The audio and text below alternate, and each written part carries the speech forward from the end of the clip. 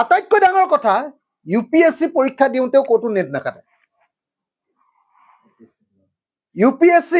যে অল ইণ্ডিয়াত যে আটাইতকৈ ডাঙৰ পৰীক্ষাটো UPSC নহয় জানো UPSC পৰীক্ষাৰ কাৰণে নেট কাটিব নালাগে অসমত 3rd গ্ৰেড আৰু 4th গ্ৰেডৰ পৰীক্ষাৰ কাৰণে মোবাইলটো নিবলৈ নিদিয়ে তাৰ পাছতো আকৌ নেটটো কাটি দিব লাগে সব 3.5 কোটি মানুহ কি ভয়ংকৰ গৃহ বিভাগ কি একদম দক্ষ গৃহমন্ত্ৰী হয়নে কি দক্ষ পুলিচ কি দক্ষ প্ৰশাসন দি দক্ষ সিস্টেম অসমৰ বোলে সৰ্বশ্ৰেষ্ঠ মুখ্যমন্ত্ৰীজন কোনোবাই কয় নহয় অসমৰ বোলে সৰ্বশ্ৰেষ্ঠ মুখ্যমন্ত্ৰীৰ দিনৰ পৰীক্ষা কি পৰীক্ষা